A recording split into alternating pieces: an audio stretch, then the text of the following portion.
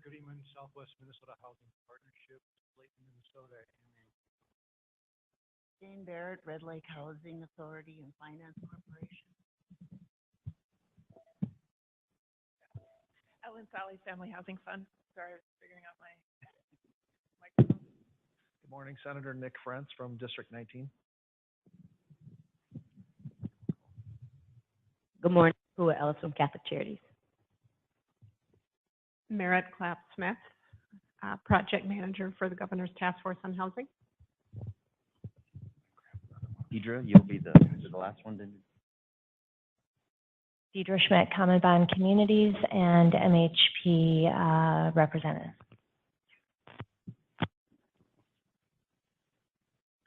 So welcome. As we did in our previous meeting, we will meet and work through our agenda. At the end of the meeting, we're going to give anybody in the audience time to speak.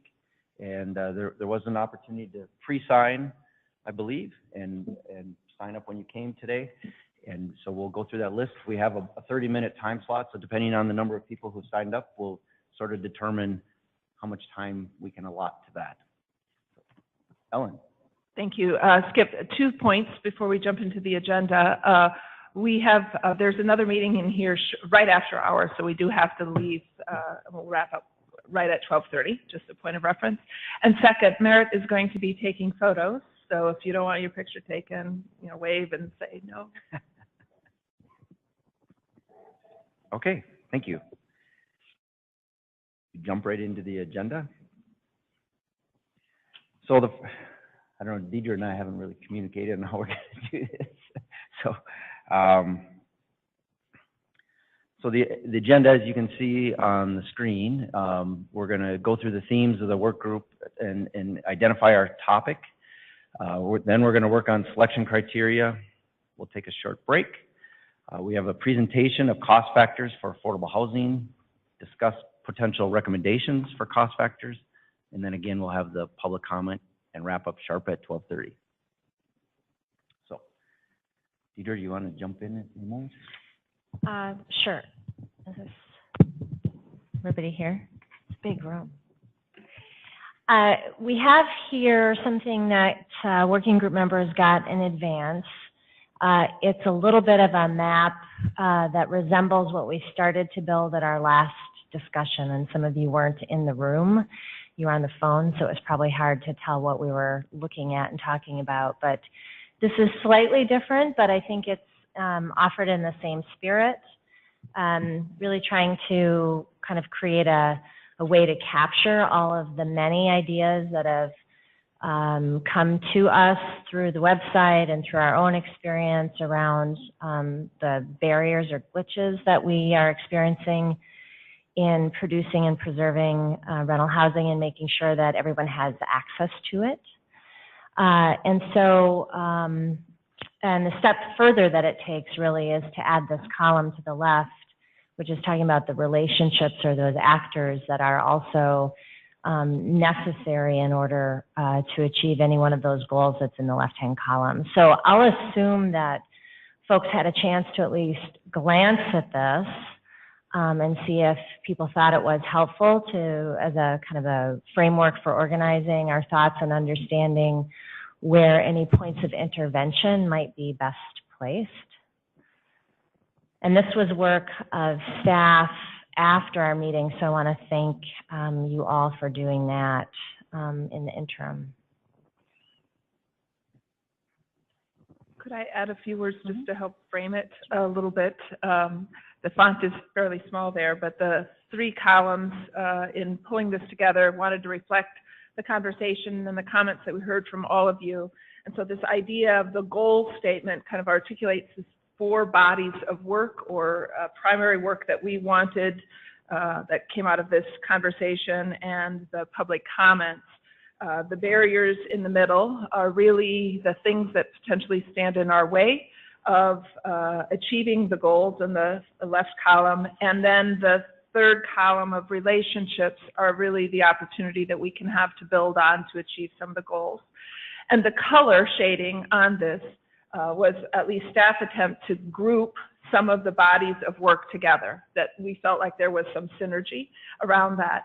And in thinking about the work ahead of us, one of the things that staff was representing or wanted to put forward for discussion is that there are a number of things in color shading that hit all four different boxes. So one idea to consider is that these are weighty bodies of work that could have an impact in each of the four areas potentially. And so they seem to kind of lend themselves to a meatier discussion. So I wanted to just point out the color shading. There was some rhythm or method to our strategy in highlighting those. And by no means is this expected to be a final list of factors or barriers or relationships, but rather it reflected the conversation from last meeting. So we have potentially left some out and wanted to start there from that perspective.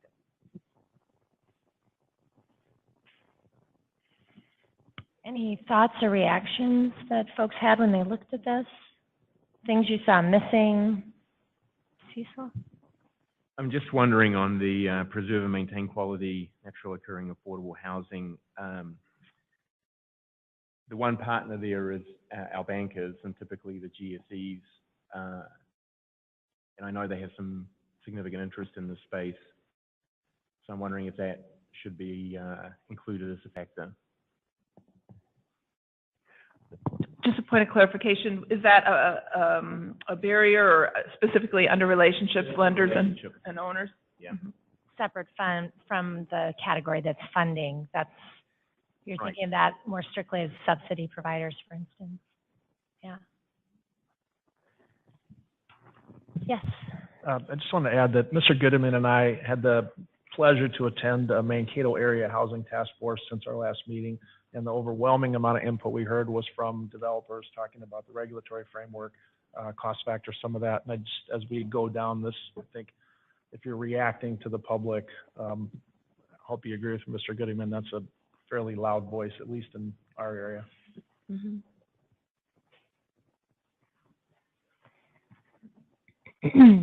And In the Mankato area, we are collecting.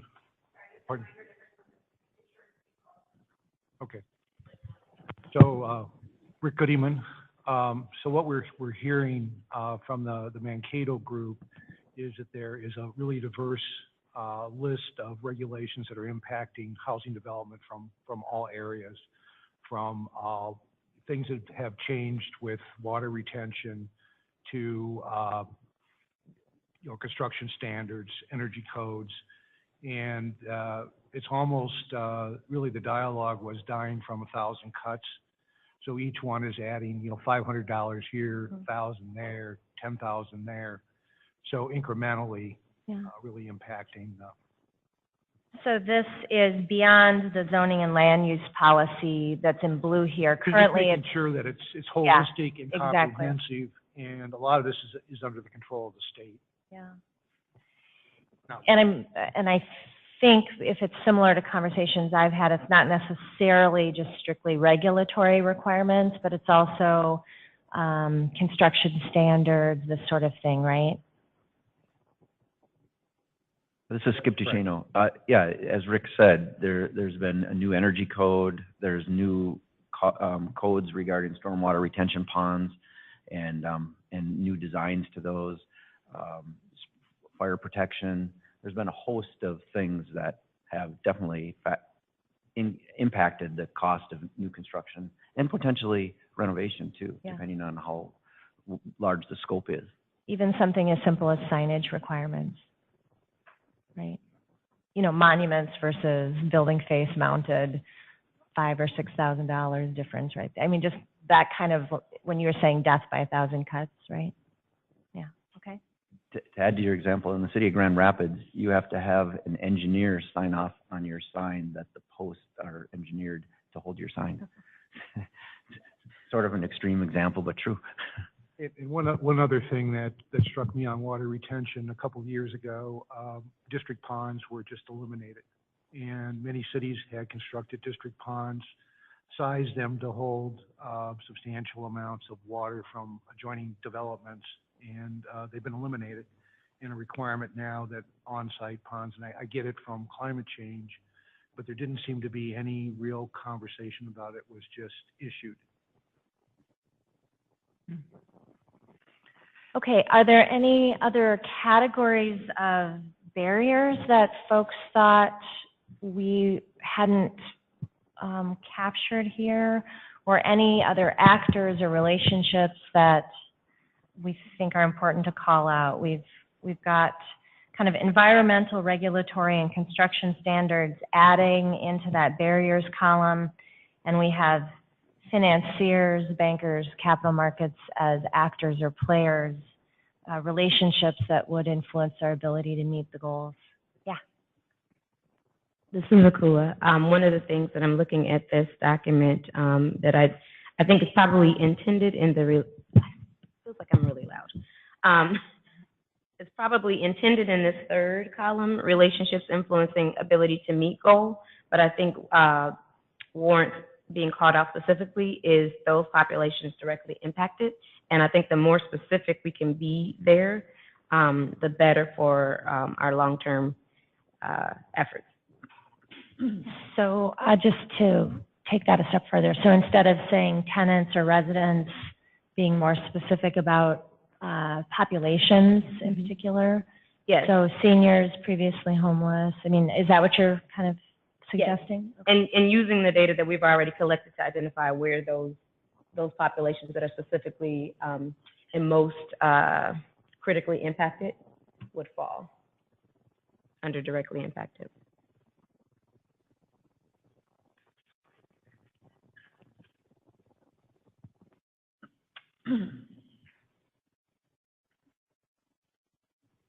In our last meeting, we had sketched out these 4 major goal areas, and we just wanted to check back in on those. You'll see those here in print because they were on the sheet of paper when we concluded the working group meeting.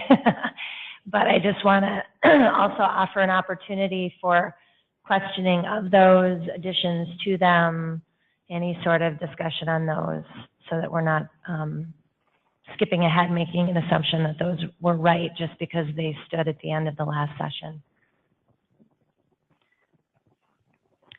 So for those that don't have that can't read the sheet, so the first goal is to preserve and maintain quality, naturally occurring, affordable housing in order to prevent tenant displacement. Number 2 is preserve and maintain subsidized housing in order to prevent tenant displacement and to maximize prior public investment. Number 3 is to build more new affordable housing in order to address demographic shifts and tie to economic centers. And the 4th was support tenant interests in order to ensure that families have a place to prosper and the opportunity to participate in the state's economy.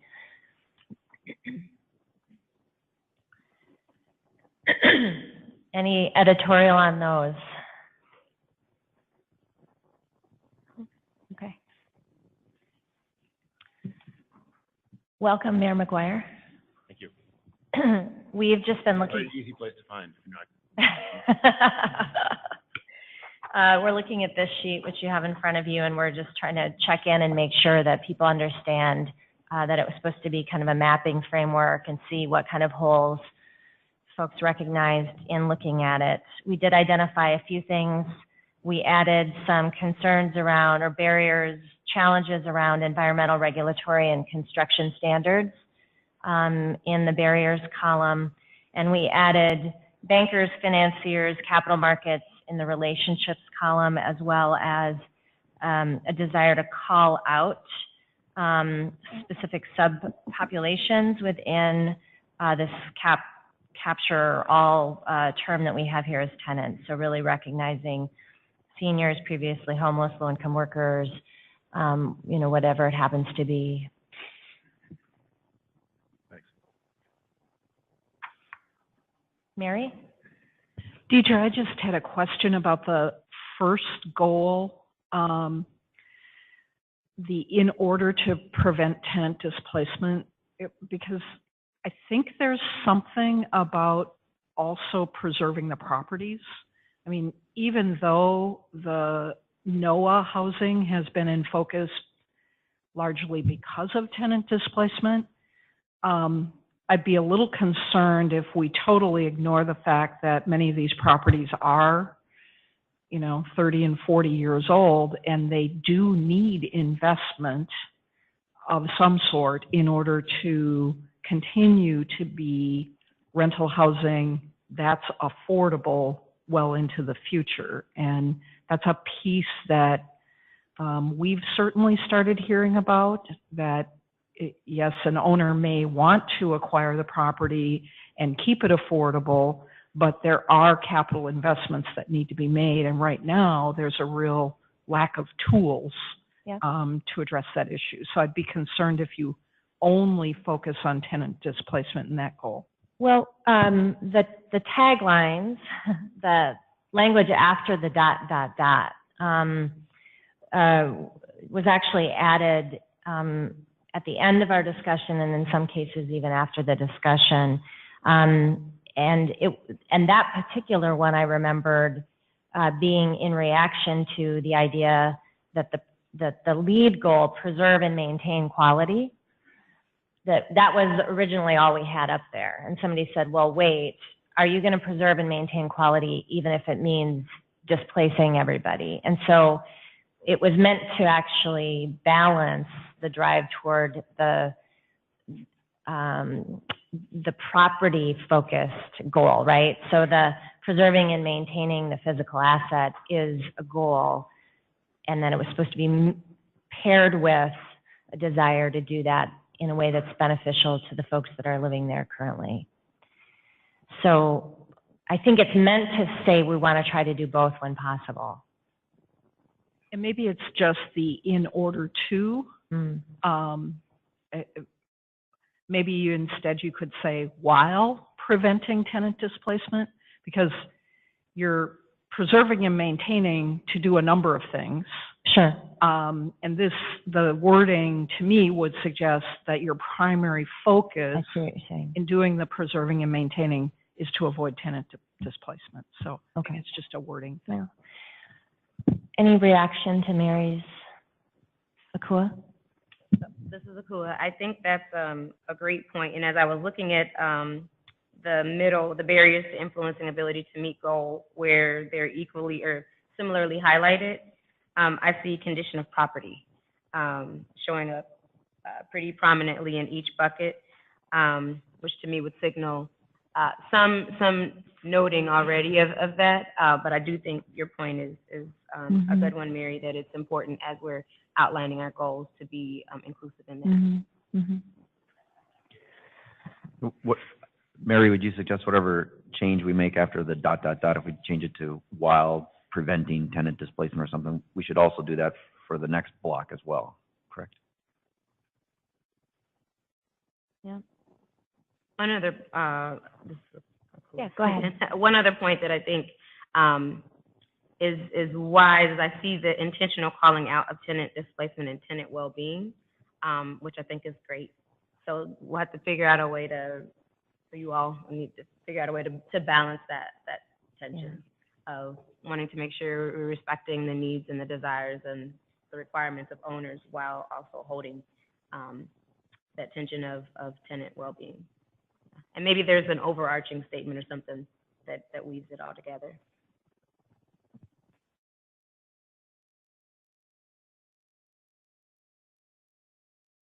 All right. Any other thoughts and reactions to this? We can always add to it, come back to it, revise it.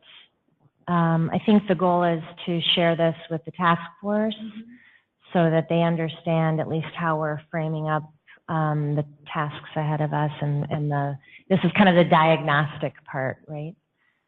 Ellen? Yes. In addition, we saw this as an opportunity to tee up work on the future meetings. And so you see at the bottom, there's a section of suggested topics for future meetings. So this idea that there seems, if it's accurate, some consensus around some topics that might follow through to the next meetings. Okay. Right. Any other thoughts on this? If not, we can probably move on to the next piece of our agenda. Going once? Twice? All right.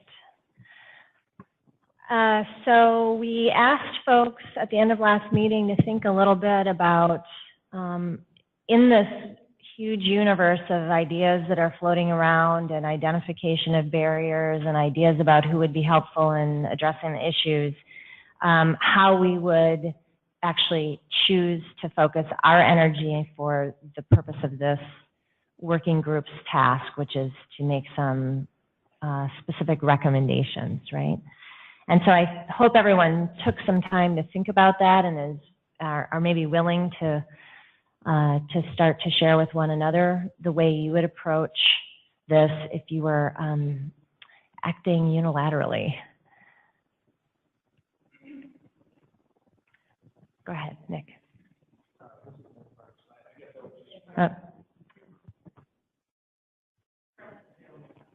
This is Nick Frentz. Thanks for the technical help. As I already said, I think we're going to have to look at requirements, regulations, safety, fire, building codes to try to determine the low-hanging fruit. If we can make changes and reduce the per unit cost, that's one of the ways that we can make some of our goals more achievable. And we have a developer in the Mankato area, Mike Drummer, who is putting together a list of, I think he said it was 80 items that he felt were changes that had increased the per unit cost. And our question for him and for the whole state of Minnesota is if you could take 3 of the most costly or the least effective to achieve its goals, we could look at maybe making some changes and hopefully in that effort reduce the per unit cost, might make it easier for us to achieve some of our goals. So I still think that's sounds like some of the most fertile territory for us as a task force. Thank you. So, Nick, I'm not sure. Can you move your mic closer to you when you talk next time? Yes, I can.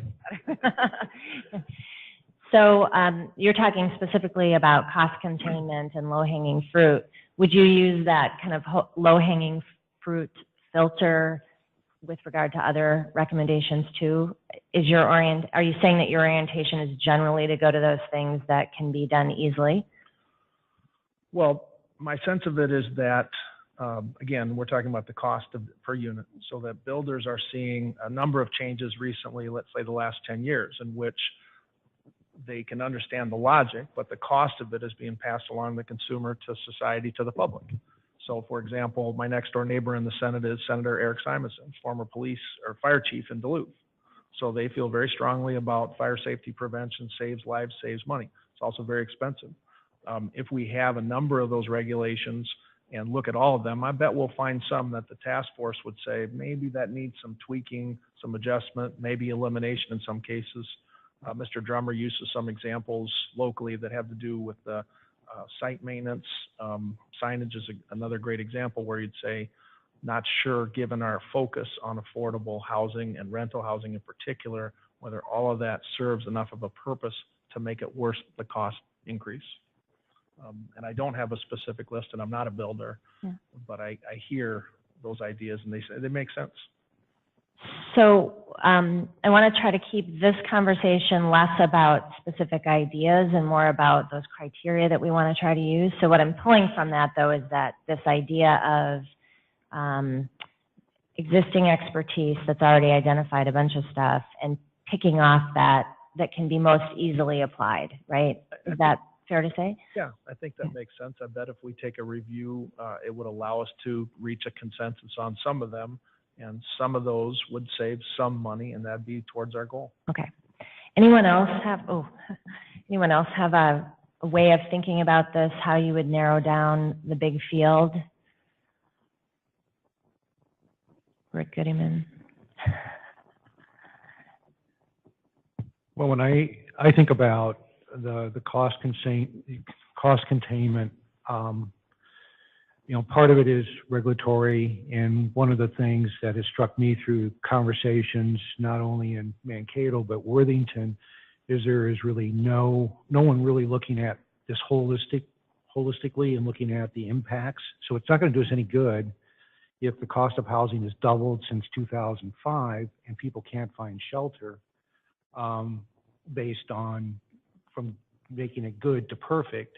And all of this stuff is happening independently. So I really think part of this really needs to look at how do we approve these regulations, and is anybody really looking at cost-benefit analysis? And the other thing that came up in a couple of discussions has been around green, and there's I know there's been a lot of work through the Center for Sustainable Building Research, but that doesn't seem to be making its way to the legislature.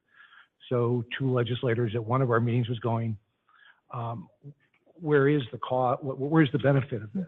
And a lot of that data is available, but we really need to start looking at some of the things that we are requiring, and is really the cost, the benefit worth the cost. And I'm not really want to picking on green, but some of the other things. So, you know, looking at kind of the physical aspects, looking at the regulatory aspects, but when I'm looking at really the focus that appears to be, you know, contained here is really looking at the local level. And I think it's much bigger, and it's also state regulatory regulations are driving a lot of this cost. So who's looking at that? So this is an issue that I think we talked about a little bit at the last meeting, is that when you have, you know, a million ideas and some subset of them are in the control of local authorities versus being, you know, at least in our current system, influenced at the state level versus potentially being influenced by the private market. This is something that I think we should discuss. So, you know, our charge from the governor is to make recommendations for the various sectors. But I personally think we should be thinking critically about whether making a recommendation without any sort of direct influence over the actor is where we should be spending our time. So I personally think thinking about who the actors are that you're trying to influence it is an important, in my mind, criteria for where we should be making recommendations. Go ahead, Rick. Just a slight change of subject. One of the other things that I think we really should be looking at is, as it relates to the state legislature, in looking at those rules and regulations that are dramatically impacting the ability for local units of government to provide resources. And I'm thinking specifically of regulations around tax increment financing and tax abatement. And is there a way to really, you know, unshackle the local units of government, let them make their own decisions and get the state out of the way? Yeah. Because ultimately those are local taxing decisions. Mary? If I could just jump in with the clarification, the executive order does explicitly say state government, local government, and the private sector in terms of ideas. And this same discussion has been had in the single-family homeownership group, as you might also imagine, and Mayor Larson is on that work group. And we talked about, while you might not be able to directly pass a law at the legislature to tell local officials they need to do X, Emily talked about the fact, Mayor Larson talked about the fact that it would be extremely helpful to know about a handful of things that are having unintended consequences at the local level, and, you know, sort of a best practices approach.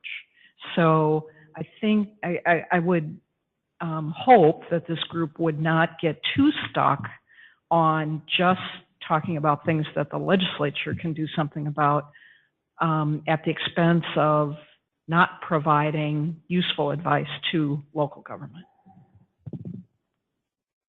Yeah, Harry. Mary. So if that's the case, then these conversations in regards to federal regulations should maybe be part of the conversation, but not focusing on it. Because if I understood what you just explained, there's state, regional, and local considerations that we should look at. So it might be part of the conversation, but it isn't worthy of our time to spend too much time on things that we really can't change, but not during this conversation. So is that accurate? I would say at the macro level that if there are things, for example, about the low-income housing tax credit program that it would be really impactful if they were changed. There's certainly some federal legislation that's out there right now, and weighing in on some of those, not minute issues, but kind of bigger issues that are out there, I think would certainly be appropriate. I'm not sure I'd spend all my time there, but if you have it as something to send us to talk to our congressional delegation about an aspect of a really big federal tool, I think that would be fine. But it would just be, if I could, just a footnote to the conversation. I mean, I'm just trying to go from a process standpoint here, is that we have such limited time, and that was a question I was going to ask Deidre too, is that, and I'll save it for later, but I just want to be clear, to the group, at least from what I heard, if that's what they heard, that we're supposed to have discussions on a sphere of places within the state of Minnesota and towards local government rather than from the state outward. Although having a footnote might be appropriate, but just don't spend a ton of time on it. Okay. Akua? One other thing I'd add is that I think the federal piece is important context. And so it may be something that you all note in your conversations, and it shows up in the report as context for the recommendations, but that the time not be focused on recommendations related to federal policy.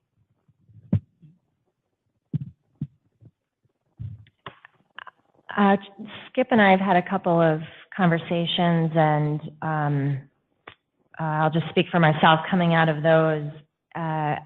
One lens that I would apply to this universe of ideas is just, what is the likely impact, either in terms of dollars or in terms of units? So, and this is nothing against cost containment conversations, but I think that the impact that new resources could have on this problem has a unique potential impact. So as much as I think that, cost containment and attention to what burdens regulatory and construction standards place on new developments, really good, ideas, but I think without having really a new set of resources or an increased pool of resources to steer to any and all of these things, I just don't think we're going to get the impact that's going to be meaningful. I would love us to be focused on at least a subset of recommendations that might produce big units, or, like big numbers in units,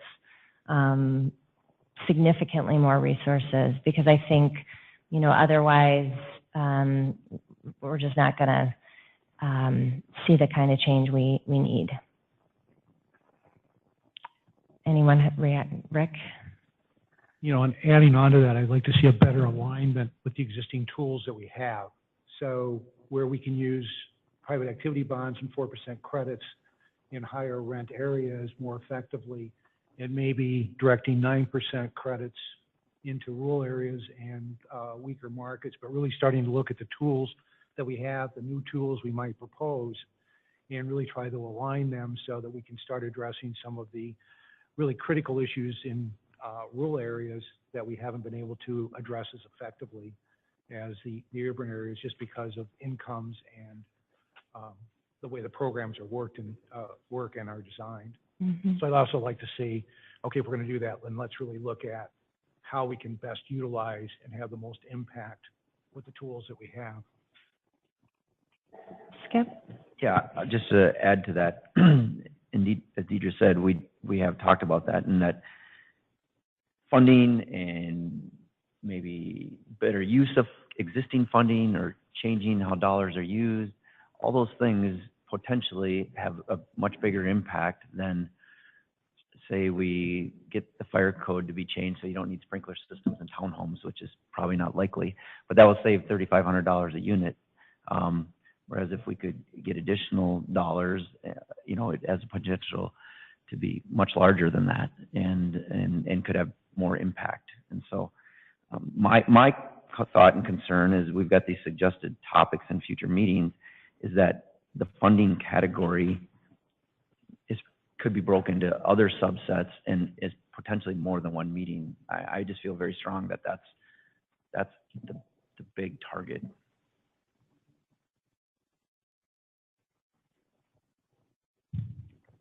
Cecil? So I agree with the comments about the need for new resources, but I'm also concerned that the stewardship of those resources be the most cost effective, the most efficient. And when I've got private owners who are able to build units for $110,000, not including the land cost in that circumstances, and yet affordable housing is costing $200,000 a unit, then there's a differential there that says, well, if we can do it at a lower cost, but we have new resources, then we do get the impact that I think you're talking about, that I think everybody is asking for.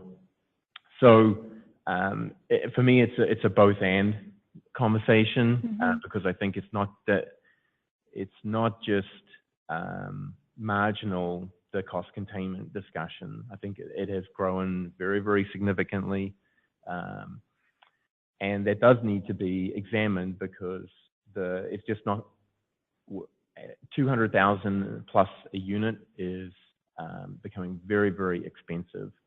And if we add new resources, then that's only going to reduce the numbers that we can provide. So as I think about the process here and the conversation, I just think about a deal flow, and then you start asking, well, we need the land. So are there public lands available? Because that offers us a cheaper cost of land.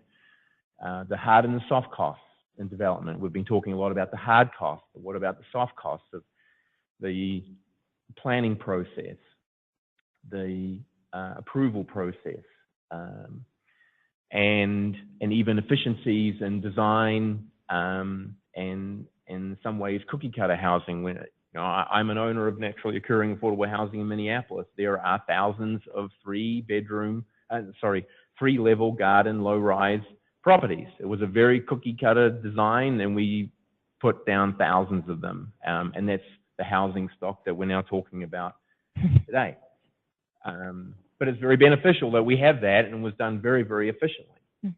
And it's great housing stock. They have good bones. So, and then you look at the cost of equity and capital and access to equity and capital, and it's getting to the discussion that you just raised. But are there other ways and more sophisticated ways of reducing the cost of capital, both for affordable housing and even naturally occurring affordable housing? And then you get to the operations side, and on my P&L, it's this year my water costs went higher than my insurance costs. So now property taxes and water utility are my two highest operating costs.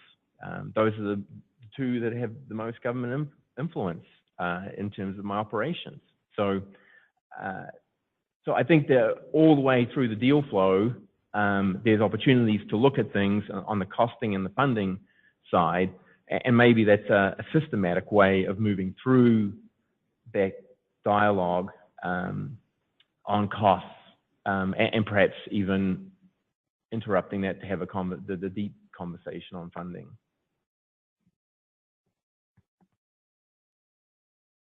Rick? Just to add a little bit to that, I also think we need to start thinking about how we can increase our volume. So some of the things we've tried to do is aggregate properties together, but a lot of our investors and financiers want single asset entities, which is a very costly way of operating the properties. And it's at the federal level. We've tried to aggregate HUD properties and ran into issues with fair housing districts. Rural development, you can aggregate properties within a county. So when you're trying to do a portfolio, that's really incredibly inefficient. These are primarily small properties in rural areas. So some way to really start thinking about how we can assemble properties together to streamline the operations and reduce those costs would be, I think, very fruitful.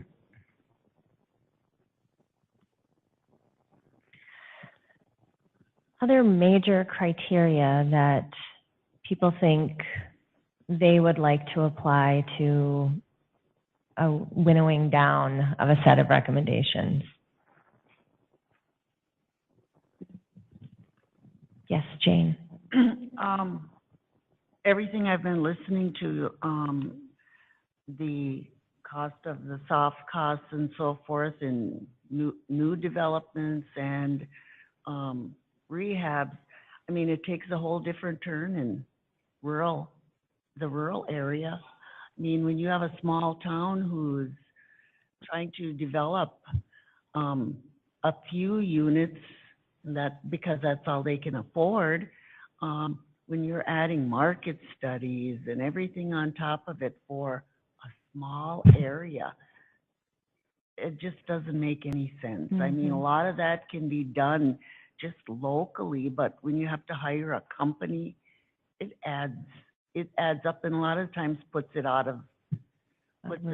Yep.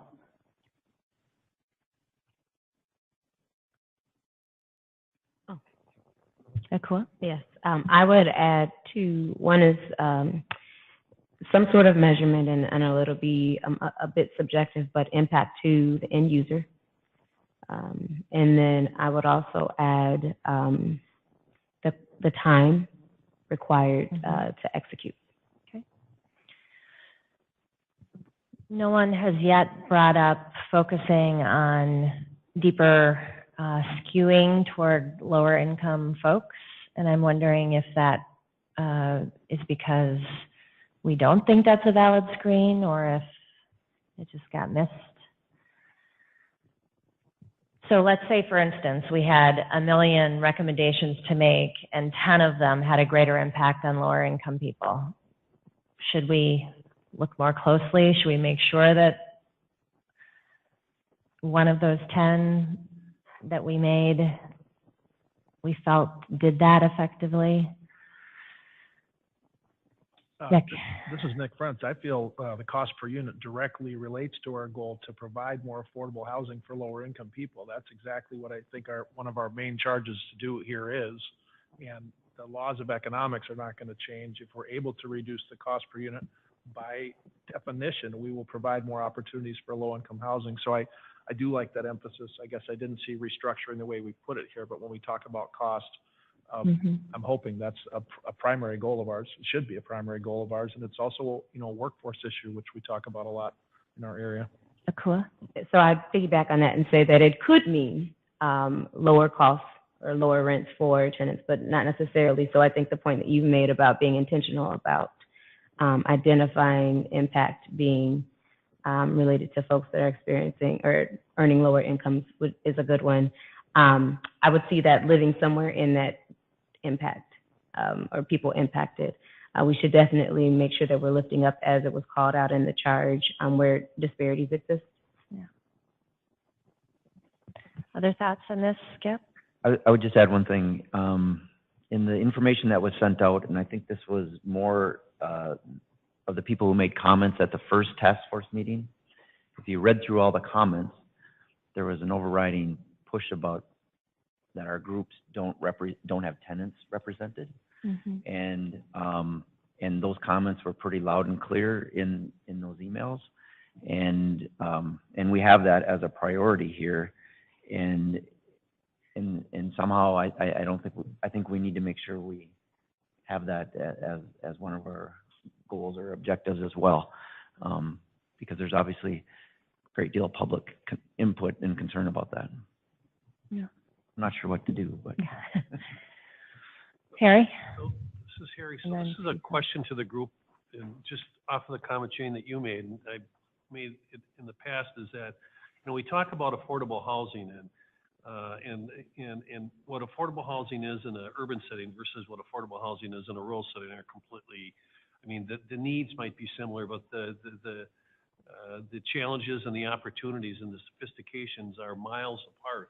So how do we, this is a question to the group, how do we have a conversation when we're talking about affordability, and in our mind, I'm not sure what everyone's looking at.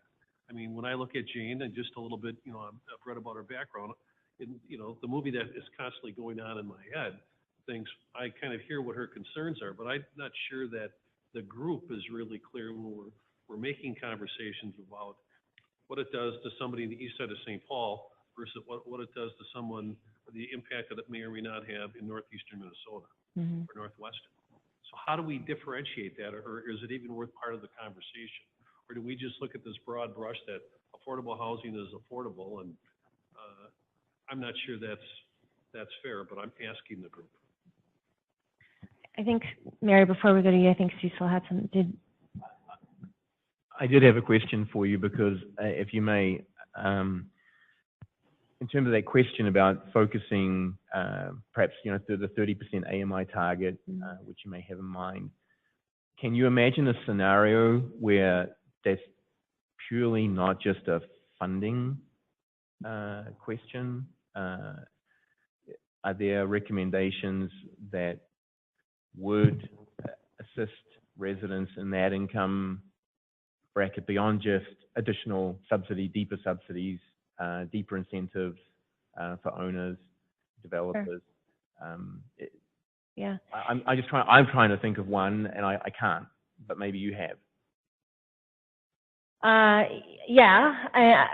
I wasn't thinking of one specifically. I was raising the issue more generally to just say, you know, do we kind of share a philosophy, if you will, about how we want to try to pick among our many options? Because I think we have a wealth of ideas spinning around us, and we were supposed to, by this very moment, have determined what we're going to focus on in the first three. So, but because it hadn't come up, I thought it was important to raise that we were seemingly agnostic as to needs basing on, you know, the recommendations we might make. And I do think there are things that that aren't about additional funding that would be to the benefit of very low-income folks. I do think, though, when we're talking about folks below 30% of area median income, you know, those are pretty limited, and we should be honest with ourselves about what it takes in the housing markets that most of us are dealing with to gain access to quality housing, and it may be out of reach. Mary? So two thoughts in response to Harry's question. One is, and I missed part of your last meeting, so I apologize if you already looked at this, but the Housing Stability Work Group did a brief presentation from John Patterson, our research director, on sort of the gaps in housing availability by income group. So it's a one-page analysis that walks you through how many people who are renters are in each income group and how much housing is available that's theoretically affordable to them. That might be a good thing to take 10 minutes at a future meeting and just kind of use that as a refresher. I know the stability group found that to be very helpful. The other thing that struck me is I know over the last couple of years, I've worked a lot with Rick and Skip and some of our other folks looking at the particular issues of the juxtaposition between incomes and rents in rural Minnesota, and how it's really difficult to solve that equation in the metro area, and you kind of double that difficulty when you get outside of the metro area, just because of the levels that incomes are at and what that sort of requires in terms of the tools that we have to work with, like the low-income housing tax credit, and how difficult it is to square that circle. So we might ask our research team, for example, to just present a couple of different scenarios, much like we've looked at in the last couple of years, of how big that gap is in terms of what the market rents are in rural communities compared to where the need is. So just taking a detailed look at maybe a couple of metro and a couple of rural examples so people can get their minds around how that drives the gap.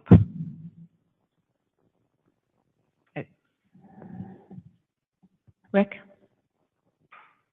You know, while I agree there's certainly a need to go to the lowest income people as far as assistance, when you start creating programs that are targeted at 30% area median income, you get to the actual rural incomes. Mm-hmm. And 30% of area median income in Nobles County is extremely low. Mm-hmm. Not that folks at that income don't need assistance, but it's really difficult. So there needs to be, Yeah. I think, some sensitivity around incomes across the state, and particularly in certain markets where we're going to be responsive. So for my entire career, I've been trying to put urban programs in rural communities, and it's not easy. Not working out for you. And the other issue that we see is, and as Mary indicated, we can't respond to demand, and a lot of our demand is in workforce housing, and a lot of our people that need housing assistance make more than 60% area median income. They're still extremely low income if you're looking at metro level incomes, but they still need, we cannot produce that housing based on the cost of development and against the prevailing rents. So we also need to think of, maybe a program that's addressing those rural specific issues. Well, this is a framework question, right? Or how we have become trained to think only in terms of AMI. I teach a class on affordable housing, and one of the first things we talk about is definitions and how arbitrary they are. And we could very well envision a recommendation coming out of this task force to conceive of a different way of targeting resources that isn't about AMI, local or statewide. It could be a function of rent levels in a community. It could be rents relative to incomes. I mean, there are different ways we can think about this that more effectively drive resources where they're needed. And it could be also a recommendation, just, talking out loud here, of, conveying that responsibility to a local authority to determine. Akua, you had something? Yeah, so I want to just piggyback off of what you said, and think that's an incredible point, and I think something that all the work groups should be considering. So is there a paradigm shift? What I heard you describe as a paradigm shift that we need to be considering in how we're evaluating potential recommendations. Rick, I think that your point speaks to the question that Cecil raised earlier, and that I would say that even if 30% AMI, if we're using the current paradigm, is hard to achieve, and that the current programs designed to meet that need are with an urban context in mind. Like, what are the things, to the question you raised about non-capital type recommendations, what are the things that would help make that a more feasible thing to happen, to be able to achieve 30% AMI rents and meet the workforce housing needs that you've identified? So applying a paradigm shift that is maybe not necessarily a capital fix, but more a policy fix, and thinking about that in terms of recommendations to bring forward. We don't have the flexibility to change those paradigms in the context of low-income housing tax credits or other federal sources that come, down from on high with all of that defined for us. But, what we're talking about here is making a set of recommendations potentially accompanied by resources to a set of actors that could choose to define things differently, could choose to allocate differently, could choose to regulate differently. And so I'm just encouraging us to take that space that it would allow and not be overly confined by what is. I really agree with your paradigm shift of really looking at incomes differently. I think that makes a lot of sense. Another tool that I've thought about a lot is there an ability to look at some type of a loan guarantee that, so a different type of tool that gets to the really the issue that Mary identified, which is we have a prevailing rent that's too low to really finance the cost of housing. So we can't get the invested dollars, we can't get the financial dollars. So it's based on that prevailing rent. But we know that there's incomes within the community that are higher, And is there a way of somehow guaranteeing that portion of the cost of the development? And we've got cities doing some of that stuff, from utility companies and others really financing that next year. But there isn't enough local resources to really meet the demand when you're talking the need of 500 rental units in Worthington, where the private sector cannot respond at all. So you're talking about building for the market that is burgeoning, not the market that is proven, which is what you can finance in the conventional sense, Well, and, right? and if you look at where the prevailing rents are coming from, for the last 30 to 40 years in rural America, we've only been able to develop housing with significant federal dollars, which is imposing rent restrictions, which is where our comparables are coming from, which is how we're getting to So you're in a downward prevailing rent. cycle. Yeah, exactly. Can't raise it. Deidre? Yes. Since our intent is to select some criteria here, and it seems like we're sort of diving deeper into all this criteria, and we're throwing out lots of great ideas, but we're not narrowing our focus down so we can Take plan out over, our future. Skip. No, no, please. I'm just the timekeeper, I guess. Yeah, no, I But I think, as a group here, we need to decide what is that small sector of criteria that we want to go after, and then on the side we can have other discussions to dive deeper into those things and to hopefully find answers to the barriers and relationships to influencing the ability to meet the goals. But if we keep talking at this low level, I don't think we're gonna we're spinning a little bit. Yeah.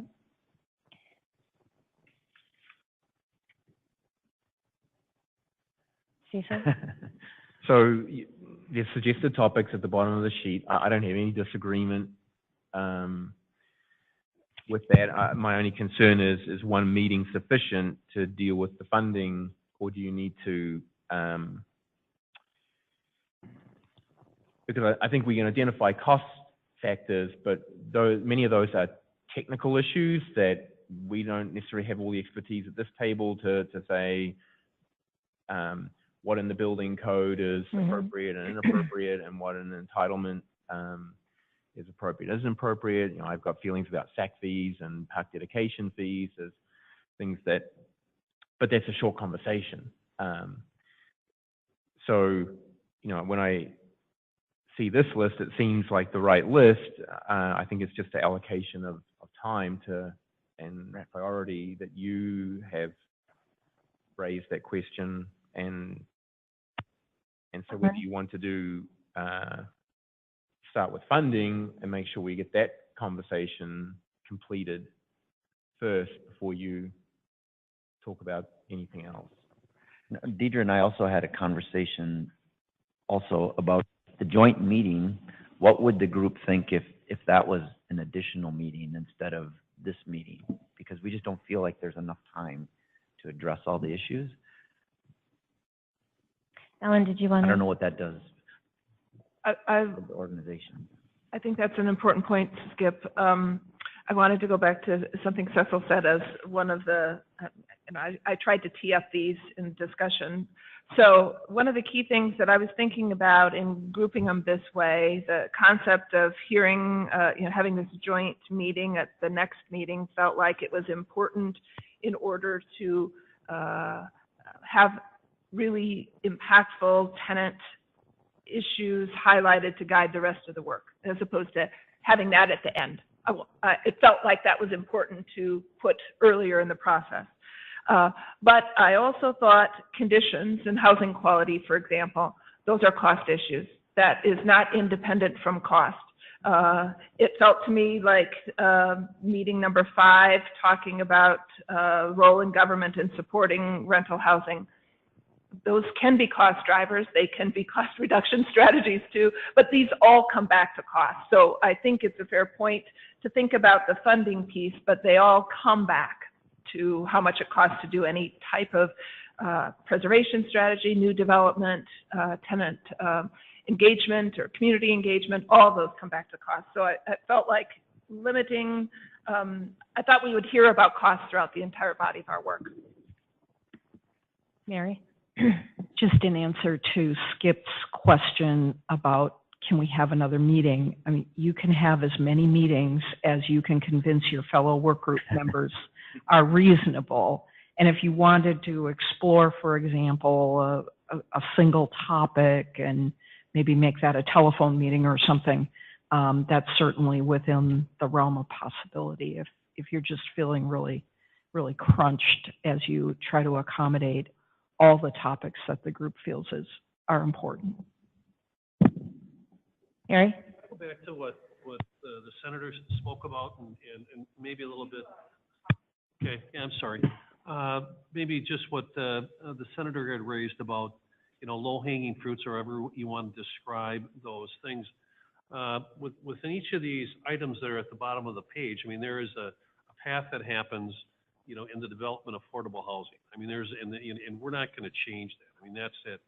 So maybe in the spirit of time is that you two or whoever or staff kind of puts what that path is and a very specific amount of time during this conversation and have these different levels, whether it's, things that are very, as I had said, making, real easy to pick off or have a reasonable conversation of moving that conversation forward with a recommendation, and then the more difficult things, so that we just have this method as we proceed in each of these conversations that's very repetitive.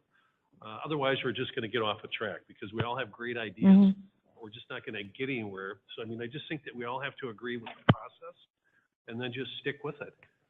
And that would be a suggestion of mine that there is a path in each one of these 5 or 6 items that happens in the development of affordable housing or the preservation.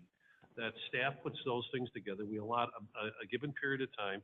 There's, whether it's 1, 2, or 3, on how everyone wants to categorize those items. But I just think, in this type of setting, we might be able to accomplish something because otherwise we're just going to keep having a conversation. Mm-hmm. And Skip, you're the timekeeper. We're way past. I was looking at the list of priorities within individuals' minds for the selection among the many ideas. And I have a proposal based on what I heard, which I think we could accomplish either in work sessions here or that we could assign out certain individuals to work on in, say, groups of 2 or 3 and come back and do a little bit of a report out. So let me just try this and see if anybody has a better idea. I hear really clearly that cost is, and the exploration of cost is still a big issue, concern, area of focus where we would like to make a recommendation. I also heard that it's probably not, we acknowledge that it in and of itself is not sufficient, right? That we probably also need resources, but cost is an issue. I heard cost, hard costs and soft costs for development. And then I also heard operating costs, but I've been calling you Cecil, but it's Cecil, right? My deep apologies. As someone who also often has my name mispronounced, so sorry. I think, we could take Cecil and Deidre and we could go off and work on operating costs and identify the top 3 to 5 areas where we could make a recommendation that would be helpful in operating costs. We could send Harry and Rick off to look at hard costs. See what I'm saying? So we could map some ideas within those areas and we wouldn't have to map them here, but we could hear about that, the feed, or the result of that conversation here and see if it made sense based on our experience. Then we heard about funding. We heard about this idea of current funding. Are there things that could be done that would better align current funding, find efficiencies, et cetera? And then I feel very strongly that we would miss an opportunity if we came out of this task force without a clear request for additional resources for this really important issue. I understand that we can't just go and say we need more money and money fixes it all, because first of all, that's not going to work and it's not true. But I feel really strongly that that has to be a piece of what we come out with. So it could be funding, current and new. And then there's probably still a different batch of kind of regulatory and other things that might come up in these conversations, but that would be worth mapping. Mike? I appreciate the framing. I want to agree with Harry that working through the frame of the deal flow, I think makes sense as a framework. When you get back to the regulatory in terms of the agent of focus, my suggestion would be that we look at regulation and cost containment in kind of a bell curve where we can't ignore the role of the federal government.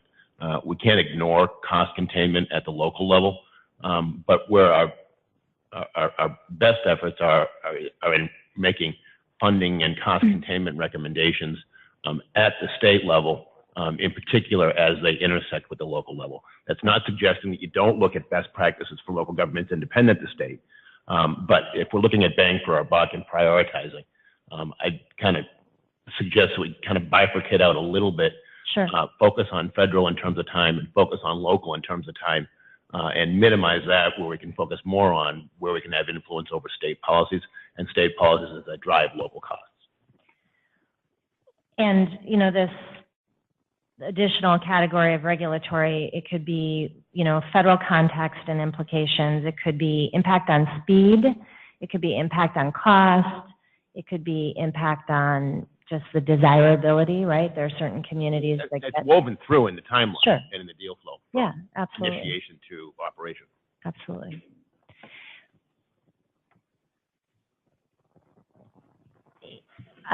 From what I just sketched out, would there be anything that someone thinks is really important that wouldn't get addressed in one of those, Akua?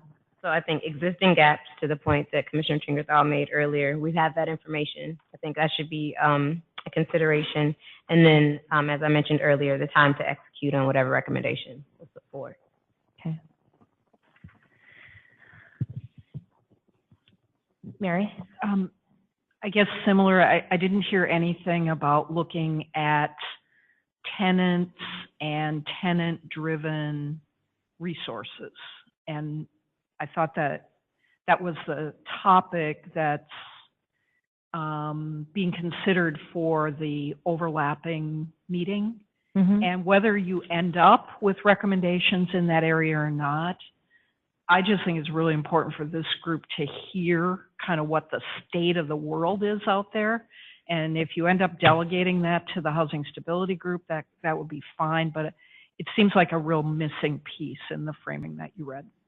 Just to be clear, what I was proposing is that these would be subject matters that we would break off for work in groups of 2 or 3 to bring back. It wasn't instead of having next meeting or an additional meeting be the joint session. It just became clear to me that there are some hot button issues that people have good insights into, and that we could maybe increase the pace of our work if a few people split off and said, I care a lot about whatever construction costs, hard and soft, costs of building new units, got some ideas. I'm willing to spend an hour or 2 with another committee member so that I can come back with a 1-pager that says that these are the big issues and we should formulate a recommendation around those. Because I agree that sitting here in this table, I just don't think we're going to make the pace of work that we need to.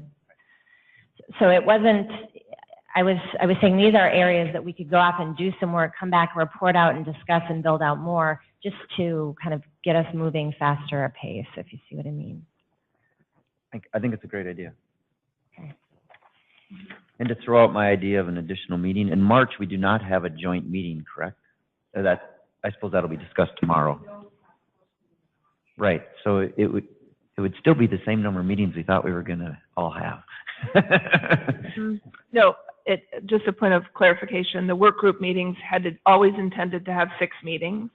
And so I sent around appointments to all of you last week. You should have seen a flurry of them. And the most recent one that I sent out was reserving the March 12th date as a potential meeting for joint with the Housing Stability and Opportunity Work Group.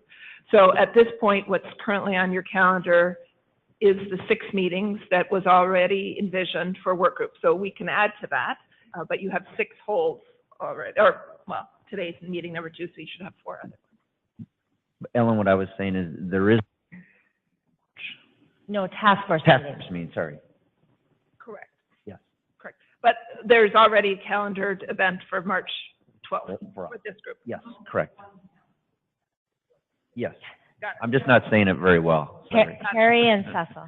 And just to go back to what, this is Harry, go back to what Mary had said, that I think that it may not be part of the conversation we're having today or the homework assignment that it seems like we're all going to be getting. That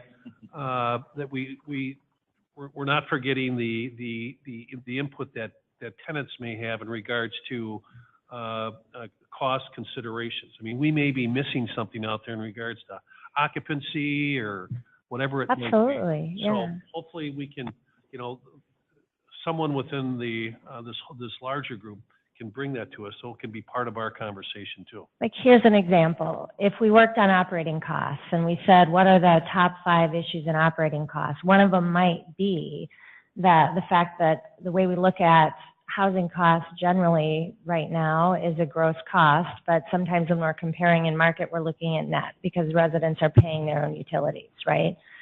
That's something that, we should acknowledge. We might have a recommendation around, I don't know, but it's, I think every single one of these recommendations should be put through that lens of impact on residents.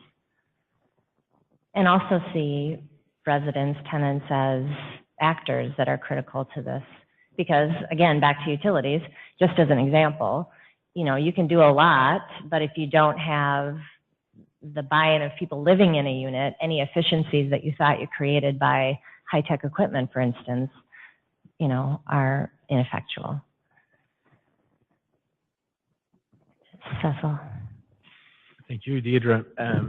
So to get back to Harry's point about process, so I think you're giving us the first step in our process. So then is your intention that that would come back to this group and then there would be an analysis of that, agreement on certain items for inclusion, or what's the rest of the process? Because I think I agree that something systematic and repetitive is going to be helpful. Just to be clear, I was suggesting this on the fly without consulting with Skip or staff. And I suggest it as a way to move forward, only because in our conversations, we're having a hard time staying up here. We're going into, good detail that informs the conversation, but I don't think we have the time in this group to go into that level of detail together on all these subjects.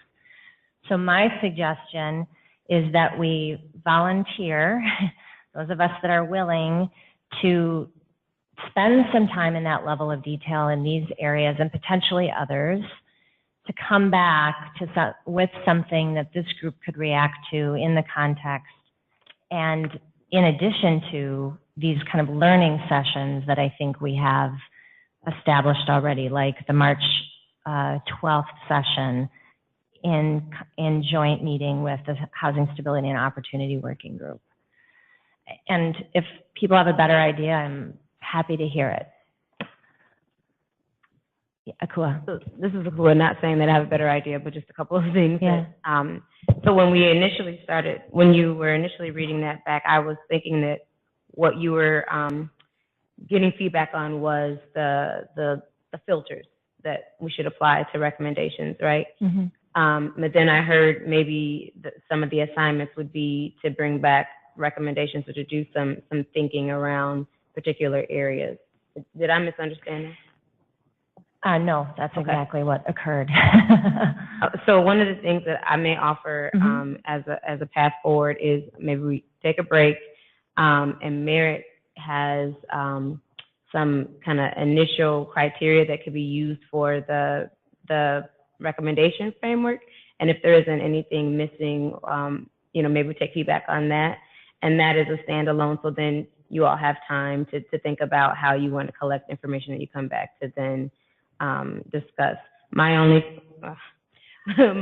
concern in thinking about whatever comes back as a recommendation is that it feels to the folks who are observing the process like there's still an opportunity to weigh in. And so I think I hear that, but I think it'll just be, as that conversation moves forward, important to call that out. So so people understand it's a starting point. It's not the end all be all, but it is a starting point and a path forward.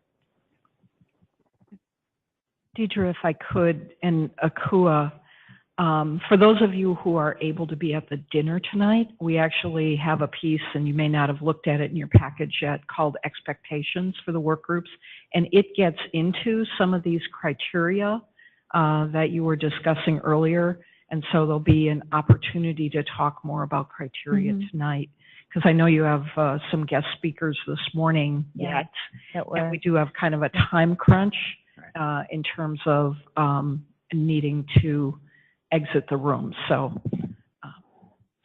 you know, we started out with the discussion about criteria because, you know, we won't be able to make a million recommendations. We should make something significantly less than that. So there will be a point of reckoning, right, for us to say, that's a really important issue, and we're just not going to make a recommendation around it because either it's not impactful enough, it's too expensive, it's not, you know, it doesn't honor the place of the resident, whatever it is.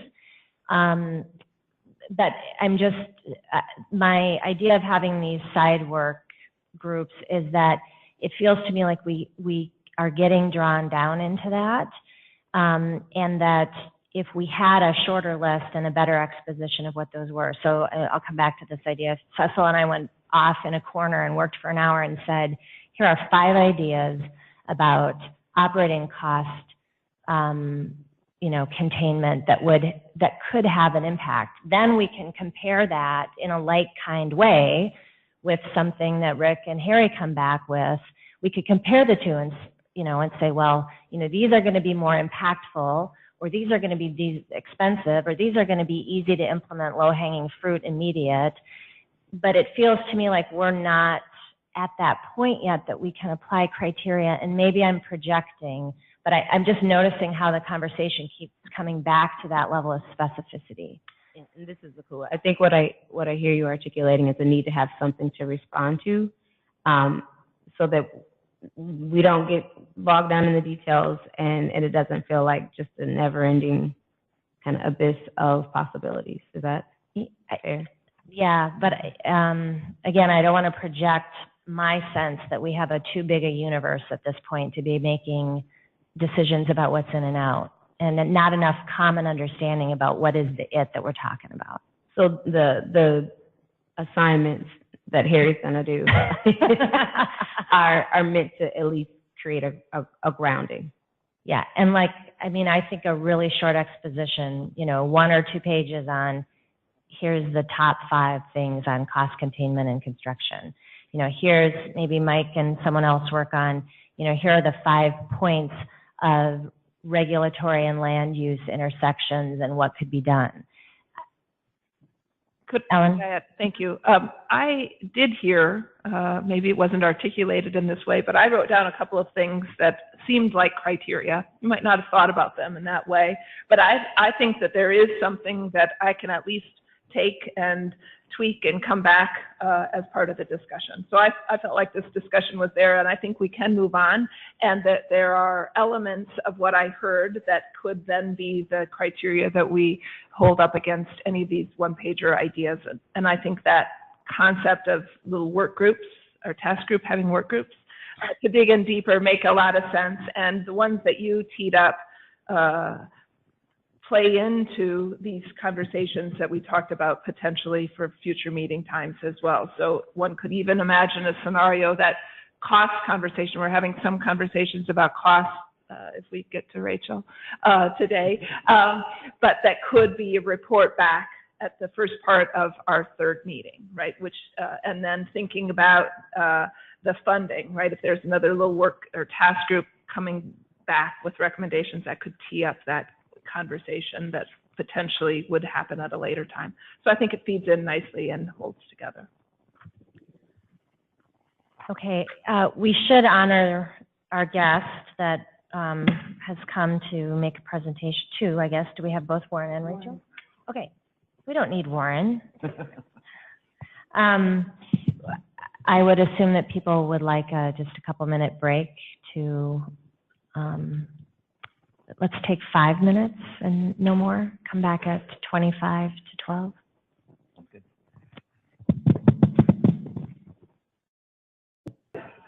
Okay, we're going to reconvene. We're going to get a read on how many folks we have that would like to talk. I think we have a list.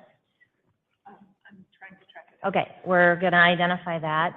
I want to thank Rachel Robinson for coming in today.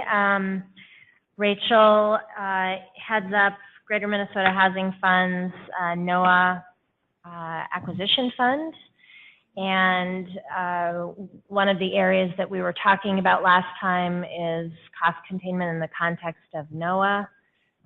You got in the packets, the homework packets, 3 or 4 documents that were produced previously that discussed cost containment in the subsidized space. But cost containment in the NOAA space is a newer kind of set of issues for many of us anyway around this table. So Skipper Ellen, anything you want to say before we ask? Okay.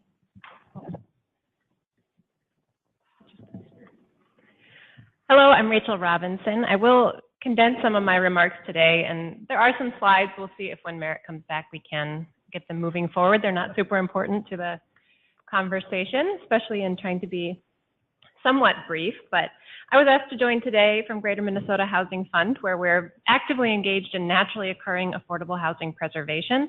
We have our own fund, we work in advocacy and policy, and we're working on other innovations in the field. But to really narrowly focus today on cost factors.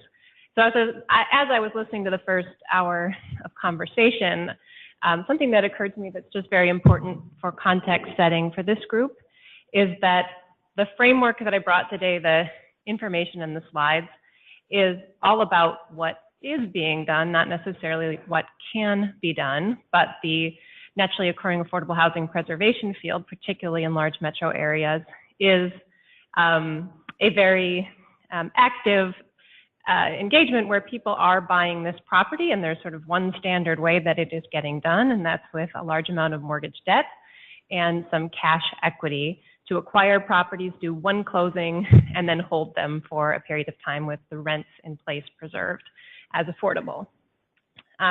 So I think, thank you, Merritt, we can cruise through the first few slides because I think all this information will remain available to the task force as needed.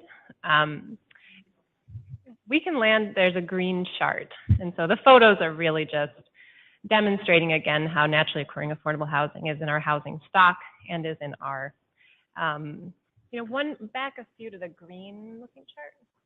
Yeah, way back. Oh, there you go. I also just want to remind people online that we'll be posting the presentation after the meeting so people can review the slides. So this chart that you're looking at, again, a very simple sort of relationship chart when we're talking about naturally occurring affordable housing and getting into the dollars, getting into the cost.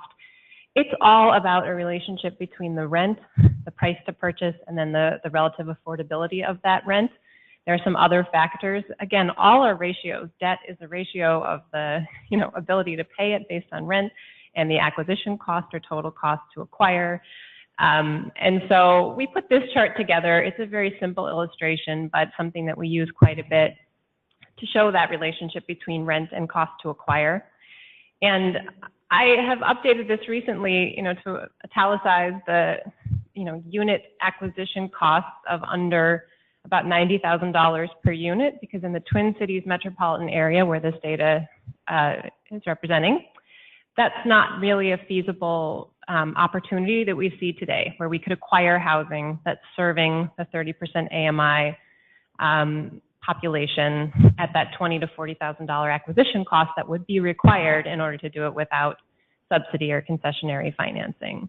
It's not to say it's impossible, but that's just not what we're seeing. And so the conversation has really shifted to that red arrow, to the 60 to 80% AMI units, and in using this kind of tool, the debt and equity tool, to acquire naturally occurring affordable housing, or NOAA. We can keep moving just to be quick. There's a NOAA acquisition cost factors slide. So the two pieces that I brought today, a couple of bullet points just to start the conversation, are on really the cost to acquire and the cost to preserve as affordable. And again, just a list of bullet points provided here, but when you look at this NOAA housing stock, there's still quite a bit of in the Twin Cities or in other metro regions, some of the smaller cities in greater Minnesota. The property will sell based on a number of factors for a price that works based on the condition of the building and units. In the framework that we're working in inquiring with debt and equity, high rehab needs just is not feasible in that context because there's too much risk and too much construction cost to underwrite for the mortgage lender, and that really changes the dynamic, changes the cost that we're looking at. The age of the property, most NOAA property is that's depreciated, and that's reflected in the cost to purchase. The local market area, there's a lot of different sub-markets within just the Twin Cities alone, where that price is going to be very different in Uptown or the North Loop, Minneapolis, to an East Metro suburban community, and even within one suburban community, there are a lot of sub-markets. And it's important to us with our financing tool to be looking at the sub-markets where there is a lot of upward pressure on rents, and so those are going to be some of the higher cost, and those are all important considerations as well. The proximity to services, amenities, jobs, again, that's the submarket that a property is in. The market sees those factors, and the market is interested in those properties. A really important piece when we're talking about affordable housing, of course, is the current rents. It's NOAA because the current rents are considered affordable, but the property's market price is often based on its rent potential. And so if there's a big differential between today's affordable rent and the go-forward market rent, that's where we're really going to see the cost to acquire become more and more challenging for a preservation-minded buyer. Another big factor that gets talked about quite a bit, and I'm not sure how much influence this group would have, but is the off-market versus brokered sales component. When a buyer and a seller known to each other work together off of the market and agree upon a price, that price is often going to be lower than if the property is offered for sale and there are competitive multiple bids. And any buyer who's looking at any property is going to be thinking about the other potential, the highest and best use, and that's how the market will think about a lot of property in a very hot rental market like we have today, and repositioning that property or value add for that property, or wholesale redevelopment, knocking it down, starting over, higher density, and other changes in the use of the property. And those are all going to be factors. On the next slide, the preservation cost factors. So for a NOAA buyer, for a preservation-minded buyer who's getting into this space, again, using that framework, the reasonable acquisition price. There's a point at which using just debt and equity tools will not work, and that's a very important piece, is that the NOAA preservation buyer can get the acquisition price, as we just talked through all those bullet points. The next factor is the cost of debt and equity. We've been in an environment where debt has been very affordable, and we've had rates in the 3% and 4% range for mortgages. And as that continues to rise, there may be an adjustment to acquisition price, but in the immediate term, the cost of debt is a really important factor in thinking about keeping the property affordable, preserving it as affordable. Keeping the rehabilitation down, it's a really, that's the big shift in thinking that's required in the cost containment of NOAA, and certainly has been successfully pursued by the NOAA preservation work that's already happened here in Minnesota. And that is often limited or no rehabilitation. And I have some slides that kind of demonstrate what that looks like in raw numbers later. The carefully managed ongoing repair and replacement. So looking at the operating costs and that cost containment area, that's working with maintenance who are going to do any of the in-unit repairs that need to happen themselves. And those in-unit repairs, maybe upgrades, are not going to happen with any sort of influx of cash at the acquisition in today's framework. They'll happen over time using the available rent income, which is the only income the property has, to pay for maintenance to get in there and maybe, clean up a kitchen, even fully renovate a kitchen. And there are a number of operators who really know how to do that work and get in and completely replace kitchen cabinets in a weekend, and have the unit look refreshed that following Monday without throwing off the operating cost ratios. But some of it is also looking at NOAA as, it isn't going to be the newest new standard, and the finishes may have outdated appearance to them. They're not going to be the highest fashion, although that's not entirely impossible.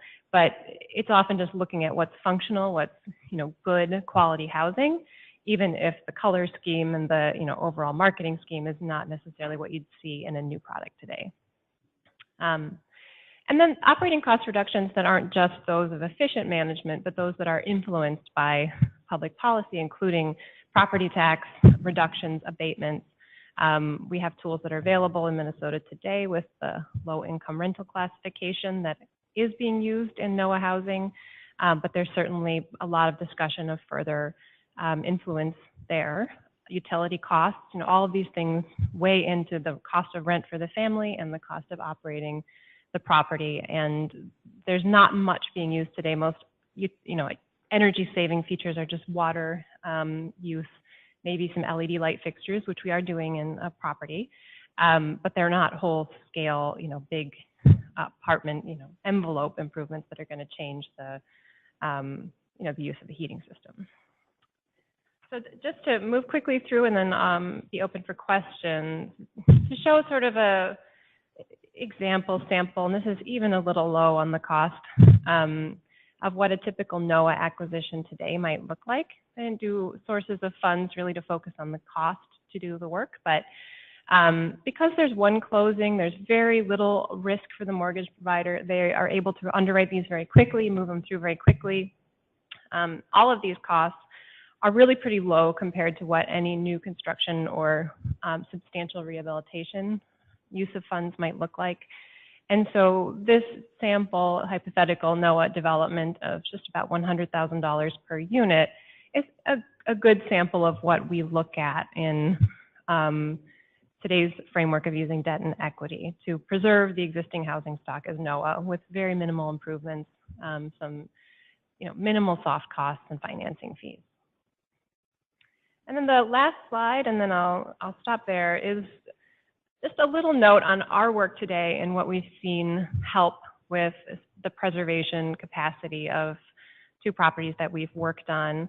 The market timing, we continue to see the prices go up. And so every time I look at a new development to preserve, the price is going to be a little higher than it was before. And so that relative affordability of the rent is getting pushed up and up even within NOAA preservation work. The competition and off-market sale both resulted in lower cost and lower soft costs. There's just less risk in getting the deal done, less timing risk. We saved a lot of money in working off-market. Good physical condition.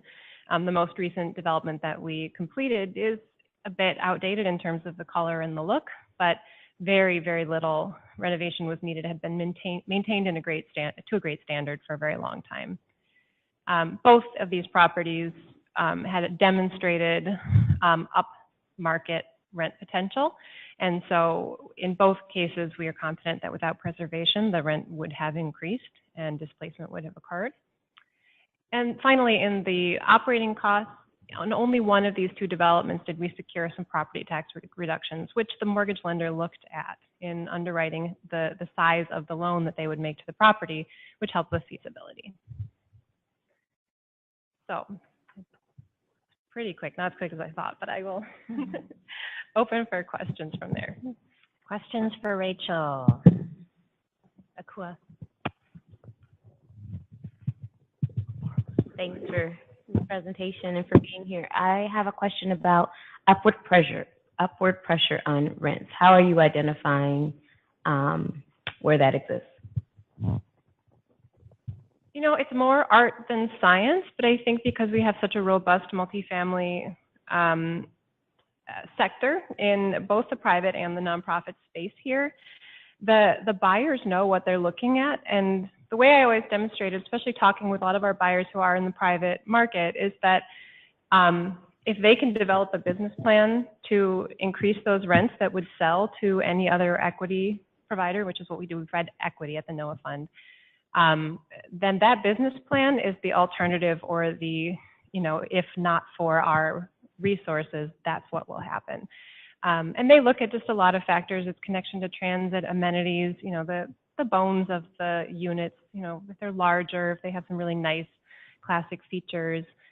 It does not take much in terms of investment for an upscaling investor to, you know, renovate a unit and get a significant amount of return for that renovation in terms of the amount of rent increase that they get relative to the amount they spent to do those renovations. So those are the factors that we look at. But you know, one of the things we say is if someone had a magic map that showed you exactly where to invest to get the most return on rent, then we definitely couldn't preserve NOAA, because that would just knock us out of the market. So it's something we've really tried to measure, but it's also a lot of it is looking at the individual assets and understanding them. Skip? Rachel, have you done 2 NOAA projects, or have you guys done more than that? Our fund has invested in 2 NOAA projects. I'm familiar with another 5, 6, you know, preservations in the Twin Cities from partners like Common Bond. Okay. And we look at quite a lot. Yeah. So if you were to give a wish list to this group of what could be done that would help you and help do NOAA, since you work in it, do you have any ideas of what that wish list would be? Deidre does. Okay. Go ahead. I may defer to Deidre. I do have a wish list when I talk to local government, because there's been a lot of political will at the local government level. But part of it is getting access to the sellers and working with them and making sure preservation-minded buyers are in the room and able to get the properties under ownership. We certainly have seen, for instance, companion programs where local government or other government agencies make resources available to enhance projects, help us be more competitive on purchase price without having to use only the debt and equity instruments to, you know, go after and compete. So, you know, small amounts of very flexible, soft resources really do help in this space. Because when you're talking $100,000 per unit, $10,000 is an impactful amount per unit. And then on the operating cost reduction side, the more assurance that we and a mortgage provider can have that something like a property tax reduction in exchange for the affordability, something like utility cost reductions, will be available, it is immensely helpful as well. The one dynamic that I would say, I know Rachel knows well, that didn't come across in this discussion yet, is kind of the investment horizon. So when we look at who we're competing with in the market to get properties, and we, you know, do our homework after the fact, we know that a lot of folks are looking at 5 to 7 year holds, and that part of their return to investors is based on some assumption of appreciation. So they're not thinking they're a long-term hold. And so I think a challenge for preservation buyers like ourselves is that, you know, we're not looking for that. We don't have that kicker to offer investors, you know. And so we're looking for sources that are willing to stay in the deal at least 15 years with us. And there aren't many, right? Rick, you had a question? I was just going to ask about the impact on rents. When we looked at some of these and we looked at the price that we'd have to pay for the property, it does require a substantial rent increase. I'm wondering if you have some kind of framework that you're looking at as you're evaluating these projects. Yeah, with the current tools that are available, we have to accept some level of rent increase. The rent will increase over the life of the investment. It will not stay static as of the day of acquisition under any scenario. So there'll be, you know, 3 to 5% rent increases. So it's sort of a first flush piece of this, which is that you're starting at more workforce or moderate incomes. You're increasing 3 to 5% per year on any pro forma for NOAA as it currently exists in the framework. But the, adjustments, upward adjustments within the first couple years, any funder is going to have a different approach, or any preservation buyer. Our approach is to not displace anyone who's currently in the development, and to make some assumptions about at turn of units, what could be accomplished with the new lease rate for any unit that has been vacated naturally by the household leaving. And so that's the number one thing we look to mitigate, is that we may have adjustments if the rent's significantly below what the market will tolerate, but we try to do those for the next households and not the in place. Was that 3 to 5% per year for the hold period, or is that 3 to 5% for the entire hold that you're looking at? We're looking at 3% per year for the entire hold period. Yeah. Which over time, is in dollars does add up, compounds. In our first acquisition, we were able to hold rents constant because of the concessionary capital we had working with us. So we came in, we did not increase rents, we did improvements, not really the kind, not more aesthetic things, but window replacement, that sort of thing. In the second two, we had rent increases that were necessary in order to do the improvements, but we're doing those through attrition. And then we will make rent increases over time. The other piece I would just point out here is that, part of the value proposition is in keeping rents from growing to the maximum that market would accept, and keeping those more in line with what the physical needs and the operating needs of the property are, right? So you're basically making a choice to not return profit to investors to the benefit of residents. But the second piece that I think is really profound and we shouldn't overlook is, if you have the right owner in possession of a NOAA property, you create opportunity for folks that would otherwise not be included. So in tight rental markets like this right now, we know that people with vouchers have a hard time finding places, larger families, families with children, people of color, people with low credit. People are discriminated against or screened out through legal and illegal motivations all the time in the market, or they fare less well in the market. And so, you can't really put a, value on that, but it is an incredible source of opportunity for folks if the right owners are in place. And a quick note for Greater Minnesota too, that when it comes to Section 8 voucher holders, in the Twin Cities, there's alignment generally between an affordable rent and the Section 8 payment standard, but in Greater Minnesota communities, there's sometimes a couple of $100 difference, and NOAA preservation in Greater Minnesota communities is complicated by that factor. I mean, we have to figure out how to find some units to deeply cut the rent rate in order to make them available to Section 8 voucher holding households. Cecil? So it strikes me that part of the secret sauce here is the owner and operator, that you have to have a level of sophistication so that you can own and manage tightly on your costs, and in a sophisticated way so that you're not making inappropriate upgrades, but careful upgrades in a timely manner. And in addition to that, they're socially entrepreneurial. I mean, this is social entrepreneurship. So you've worked with some partners now, but in order for this to scale, it seems that we have to have an owner class that has social entrepreneurial goals, has a level of sophistication to operate this way. What can we do, and what could we recommend to basically enhance that, facilitate that, incentivize that, develop that as really as an ownership class in the state? Because right now it's happening kind of organically or with the nonprofit sector, but to scale this to the thousands of units that we have, we're talking about private owners really capturing a vision for this. I'll take that more as a statement that what can you do to incentivize, because it is really important, and it's work that we do at Greater Minnesota Housing Fund to continue to engage our partners who are developers who are sophisticated, but it's the long-term time horizons, which in some ways is good business for them. It's a calmer and easier way to do things than to try to deliver returns in 5 years. But getting more and more buyers really interested in this space and seeing the benefits and how they could be incentivized would be important to us. Akua and then Ellen. One of the things that came up in the home ownership group was a real curiosity around non-traditional models of financing.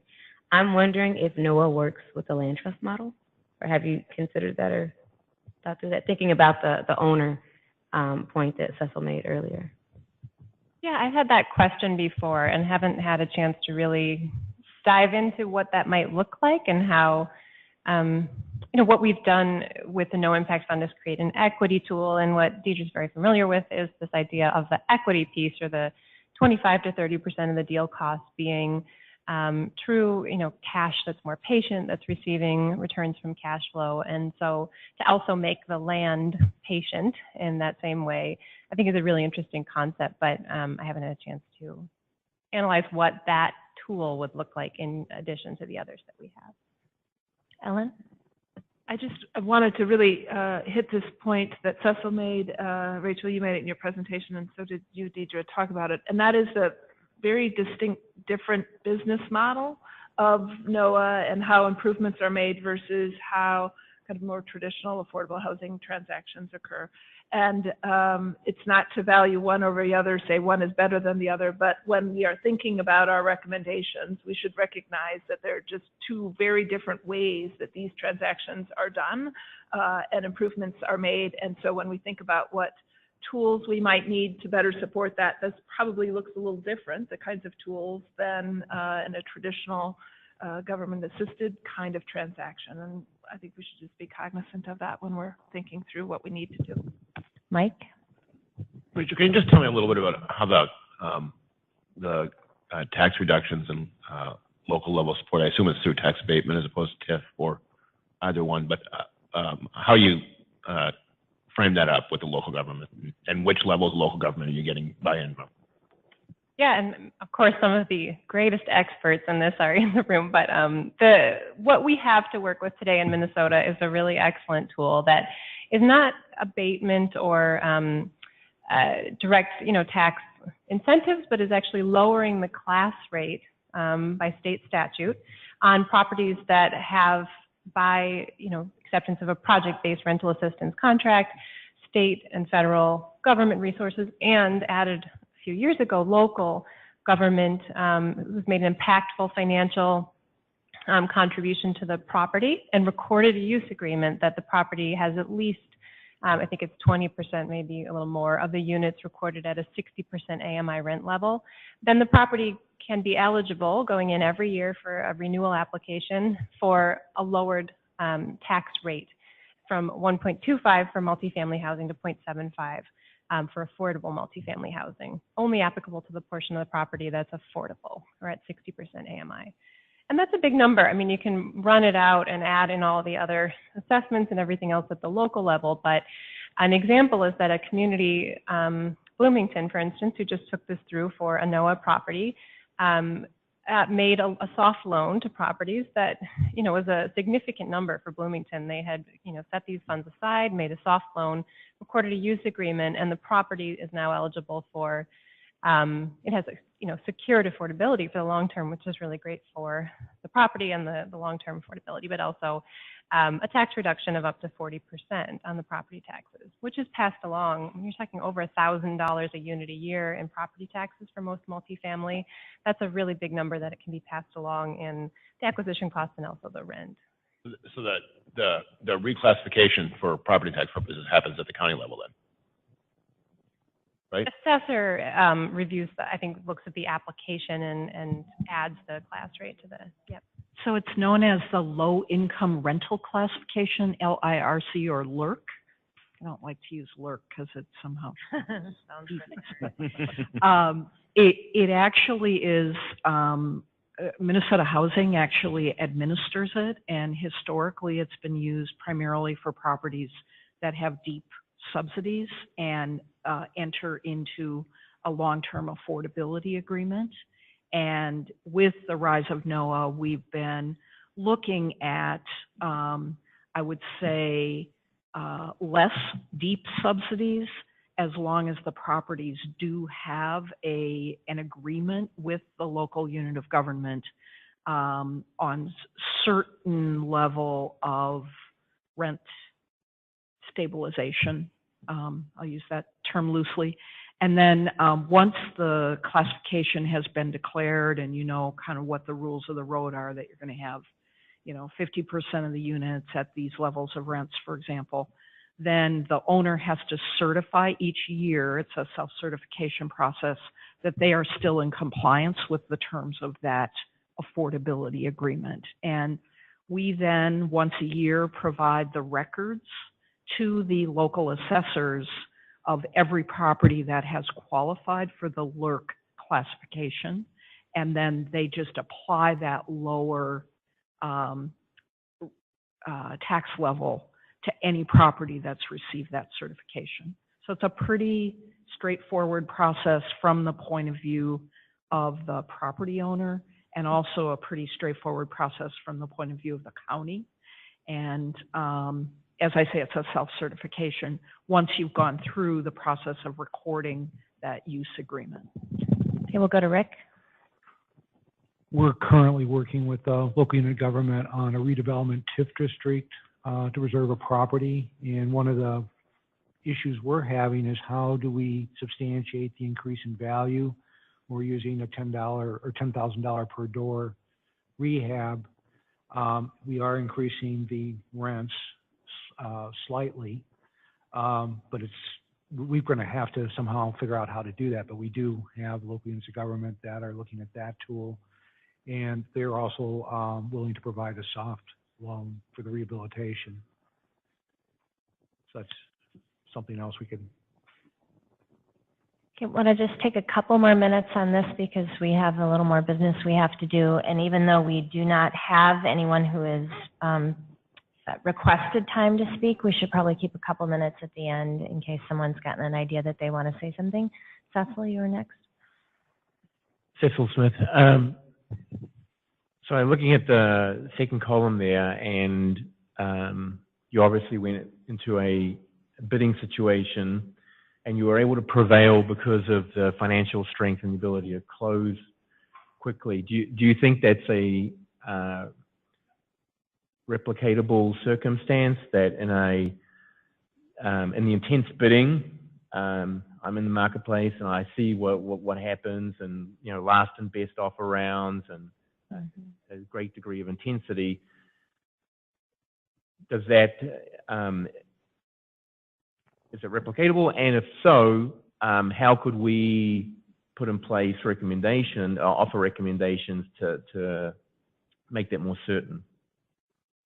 I would say yes, there are still buyers who are very competitive in this way. And to add some detail for those in the room, that includes putting a lot of money down with the purchase agreement. These are significant dollars at play. Moving very, very quickly, demonstrating that funding is available to ultimately close. The place where the intense bidding, does deserve some further review is when the bidding drives the price beyond where affordability is possible with the tools we have today. And so, are there further ways to intervene on behalf of a preservation buyer at that point where, within the matter of hours, days, the price has started to escalate, and the model of, tipping the rents and the cost and keeping everything at a preservation level is breaking? What else could be done at that point to keep the property in the NOAA housing stock? Do you have any suggestions? Only in terms of dollars. At our fund, we don't subsidize these. This is equity, and we have to look at the return and the ability to have that equity repaid. It's when, small dollar amounts again per unit, but that make the difference where no affordability just isn't available. And I would say that for us, that starts to hit at about $120,000 per unit at pretty high rents in the affordable realm. And you get over that $5,000, and that's the reason we can't preserve it. Is there a way to find that $5,000 and keep that housing, out again of all the other sources that we use for deeper affordability, and use mostly private debt and equity, but still preserve it as NOAA? Mary? Just a little point of information on kind of where Minnesota Housing is right now on this. We have invested in the NOAA fund that's administered by Greater Minnesota Housing Fund, and we've invested in that out of our, basically our investment pool. So those are not state appropriated dollars. We've been looking at our statute, and there isn't a lot of fertile ground there for sources, you know, whether they be rental rehab or other types of sources that would have enough flexibility in the way the statute is written for us to do very much in NOAA housing beyond our investment fund, which is essentially our earnings fund where we can make market rate investments. So in case you were wondering, does Minnesota Housing currently have the statutory authority to do NOAA investments, I would say it's very limited. Harry? And I apologize, I had to be on that conference call. But you know, the whole term impact investing, whether it's, you know, it's used in this context of housing or, you know, sustainability, that, you know, there's some real broad national funds to do that. We're having a conversation here locally within Taft-Hartley funds to, you know, try to figure out a way that, you know, certainly there's always this fiduciary responsibility that these funds have, but there's pools within these local funds, and they're, you know, and they're significant funds. I mean, it's certainly not like some wild, crazy hedge fund from New York, but I mean, you know, these are funds that are in the billions of dollars, and we're having a conversation locally here, and I was asked to kind of throw this on the table, to get together a group of people to talk about, you know, how we might do this impact investing with, you know, having reasonable return and then having this, you know, employment component on our piece. So there's this dialogue going on within our world, and maybe you had the conversation when I was gone, but there again, it might be, as Mary said, you know, it kind of ties into, there's limitations, but maybe that's a long-term, not a solution, but at least some assistance in this challenge we have about trying to put together funding for projects. The one reaction I would have to that, Harry, is that sufficiency of capital in this space isn't the problem. So if you want to go out and buy a C-class property and, you know, operate it for some period of time, you can find a lot of debt and equity that'll help you do that. And that's why we're seeing so much, and a lot of this money is flowing into this market, having exhausted opportunities on the coast, and some funds have considerable presence of foreign capital in them. I mean, there's a lot of money. So when you have these conversations with impact investors, I would really ask you to impress upon them that their money, in order to accomplish something different, to have true impact, it has to be different. So they have to have longer investment horizons. They have to have lower return expectations. They have to accept different, you know, perceived, or, you know, do a different type of risk assessment. Because if not, then we're not going to be able to achieve anything other than what the market achieves. And so, you know, I would just encourage you to push them on the impact side, not just on the investment side. No, and I certainly understand that by just looking and watching some of the acquisitions that have happened just in the little sphere of the world that I'm in. Yeah. That's commonplace, but the dialogue, the conversation we have are certainly have to be prudent, but also it's mission driven. And we have, and these funds have parts of their portfolio where they can do that. Yeah. Absolutely. No, and I think your idea of matching it with job training or employment opportunity is fantastic, because oftentimes these are the properties where, you know, you have some ability to manage over time the improvements you want to make, which is like it's a perfect fit for job training or employment placement. It doesn't have to be done, you know, in a limited period of time with a general in the traditional sense. That's a really nice, I think, matchup. Skip. I have a question for Mary. When you're inputting money into NOAA, and I don't know if it's part of the acquisition specifically or part of the small renovation up to $10,000 unit, but are there, if you are part of the renovation, are there wage requirements that are going along with this since it potentially is higher than 60% AMI?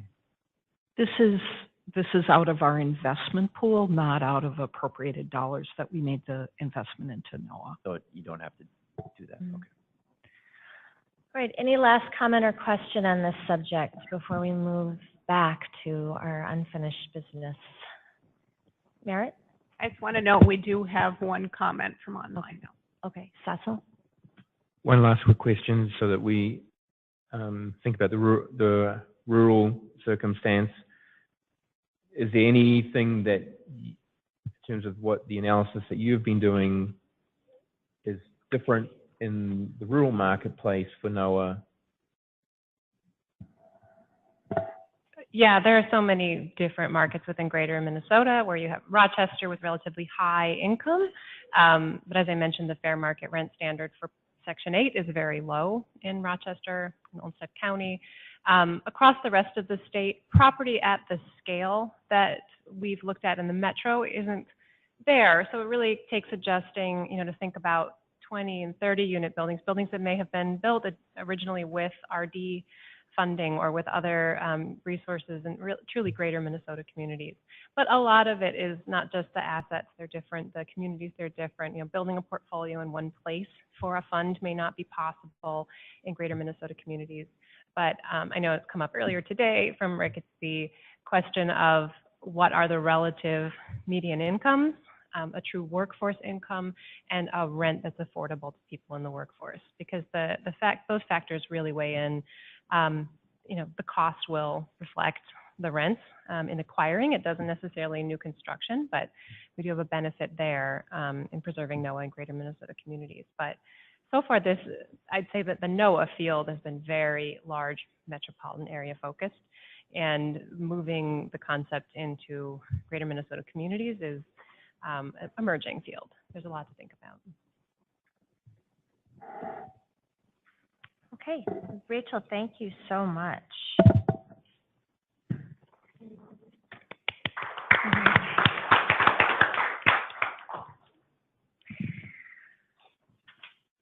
Okay, so before we leave, we should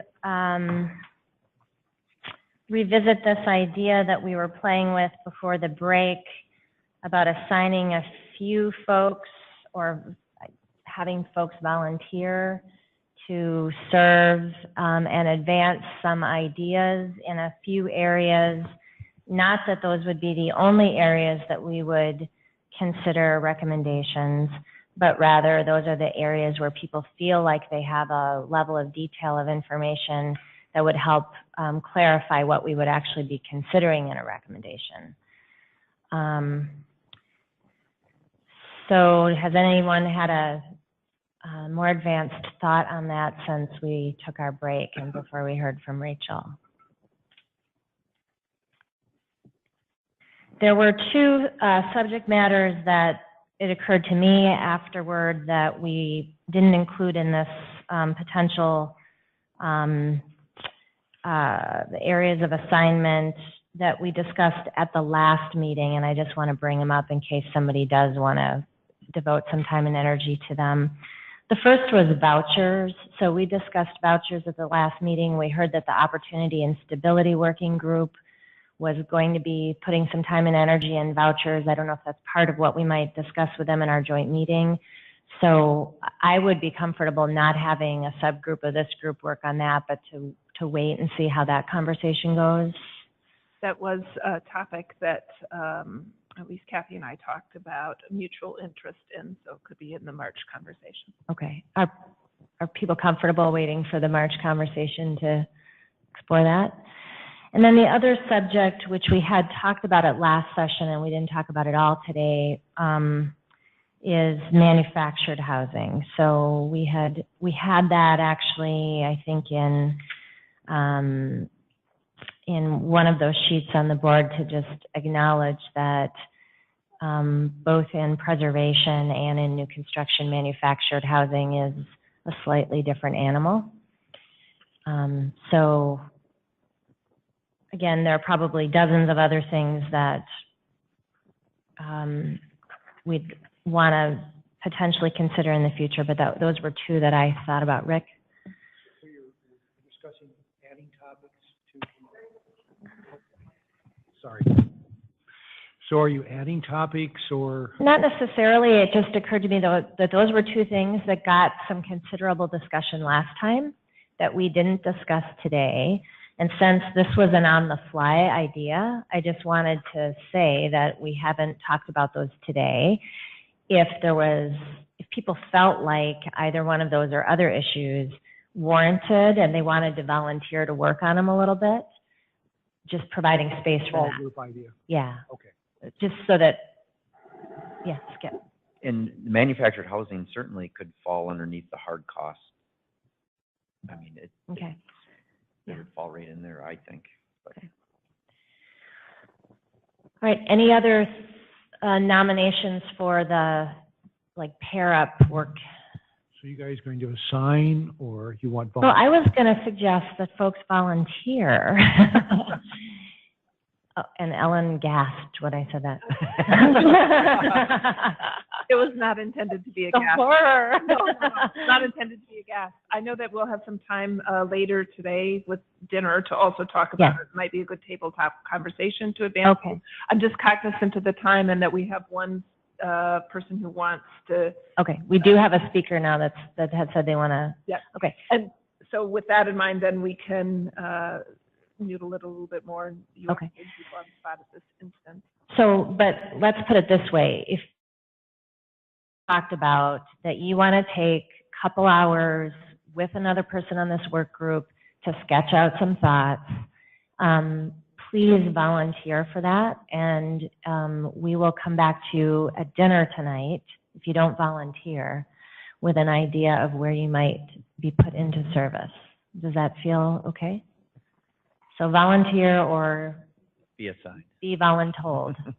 How's that? Okay, great. I'll go ahead and read the question that was submitted online. It's just very quick. Will opportunity zones be included in future discussions of this group? That's a good question. So just for those that don't know, one of the elements of tax reform was the creation of this thing called opportunity zones. The governors of each state have until, I think it's March 21st, to designate opportunity zones. They can designate up to 25% of eligible census tracts, and Mary's probably got a much higher command of this than I do, but the idea is that funds would be established that could make investments in those areas. And Mary, I know your agency as well as DEED have some responsibility in this, so do you want to talk about where you see that coming in discussions with the task force? Sure. So there's really two steps to the process. The one has a very short timeline, and that is the governor has to designate up to 123 census tracts that would then go forward with a designation of being an opportunity zone. Just late last week, there was a communication that went out to counties and to cities of the first class, asking them for their input based on a list of about 500 census tracts that meet the eligibility criteria, how to rank the census tracts that are in their counties. There's also some in some of the more rural areas where the regional development commissions are kind of going to pull people together to give that input. To me, the more important thing, because the census tracts are going to get selected and they're going to get designated by the governor by the end of March or maybe by the end of April if we get an extension. The more important thing to me is there any there? Are the economics there to actually attract investor dollars that can go into housing? And so we've been doing a little bit of reaching out to folks nationally who are starting to model up what these things might look like and who might be those investors who might be attracted to the affordable housing space as a result of opportunity zones. I wouldn't say that I have any great insights yet, but I would suggest that it could be a really good fit for the April 9th meeting on funding, and that we could commit to at least having a little bit of a briefing available there, at least kind of yeah, it looks maybe like there's some there, or, you know, nice try, but no cigar. So if that's amenable to people, we can commit to putting something together on that. Deidre, could I ask a question of Mary? When the agency sent out that email, I immediately started sending it out to cities that I work in, and immediately found out that, well, a city of a first class is a city that's of 100,000 population.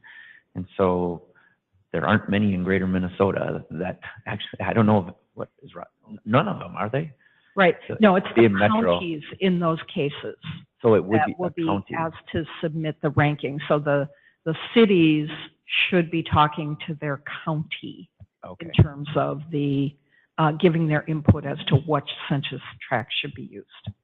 Okay, that's good. Thanks. Okay. So that was the question. All right. So again, to recap, we will go ahead with our March 12th joint meeting with the Housing Stability and Opportunity Working Group. We're going to have assignments for some work in between now and then. Do we want to consider adding our own separate independent work group meeting to go over some of what the product is that comes out of our 2x2 tasks? We could certainly do that. And we haven't talked in great depth about this.